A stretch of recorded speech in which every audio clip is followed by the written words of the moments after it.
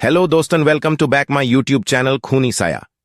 दोस्तों, अगर आप इस चैनल पर नहीं हो तो चैनल को सब्सक्राइब जरूर करें। उत्तर भारत के एक छोटे से गांव में एक पुराना खंडहर नुमा घर था। यह घर भूतिया घर के नाम से मशहूर था। लोग कहते थे कि इस घर में जाने वाला कोई भी व्यक्ति कभी वापस नहीं आता। अजीबोगरीब घटनाओं के कारण गांव वाले इस घर से दूर रहते थे, परंतु इस रहस्यमय घर की कहानी सिर्फ डर और अंधविश्वास की नहीं थी। यह एक दिल दहला देने वाली सत्य घटना पर आधारित थी। आरंभ कहानी की शुरुआत होती है रवि और उसकी पत्नी सुमन से, जो शहर के शोर शराबे से दूर एक शांत और प्राकृतिक वातावरण में रहने की इच्छा रखते थे। उन्होंने गांव के बीचों बीच स्थित उस पुराने घर को खरीदने का निर्णय लिया। गांव वालों ने उन्हें इस घर के बारे में चेतावनी दी, लेकिन रवि और सुमन ने इसे सिर्फ एक अंधविश्वास मानकर अनदेखा कर दिया।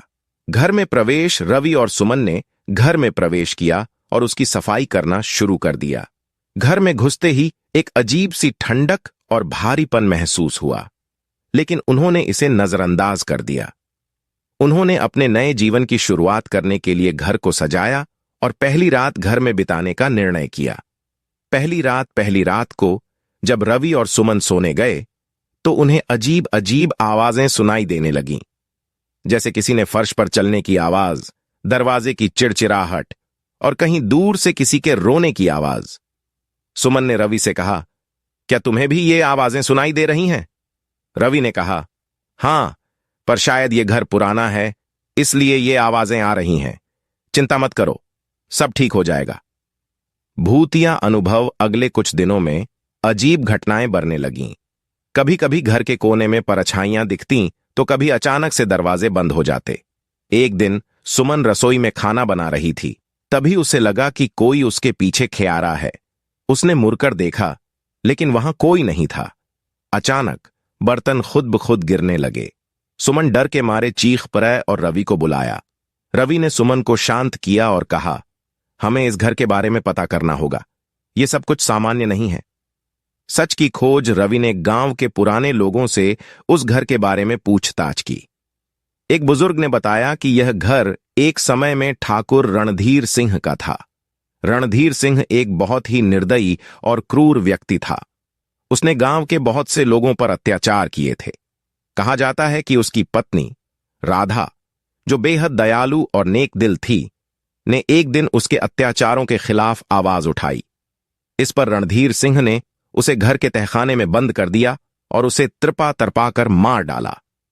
तहखाने का रहस्य रवि और सुमन ने तय किया कि वे घर के तहखाने की जांच करेंगे। उन्होंने तहखाने का दरवाजा खोला, जो बहुत दिनों से बंद था। अंदर घुसते ही उन्हें एक अजीब सी बदबू आई। तहखाने की दीवारों पर खून के धब्बे थे और फर्श पर जंजीरें बिखरी हुई थीं। यह दृश्य देखकर सुमन के रोंगटे खड़े हो गए। तहखाने के कोने में उन्हें एक पुराना ट्रंक मिला। ट्रंक के अंदर एक डायरी थी, जो राधा की थी। राधा की डायरी में लिखा था कि कैसे रणधीर सिंह ने उसे प्रताड़ित किया और अंत में उसे मार डाला।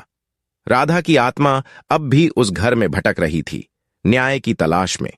उसने लिखा था कि जब तक उसके अत्याचारों की सच्चाई सबके सामने नहीं आएगी, उसकी आत्मा को शांति नहीं मिलेगी।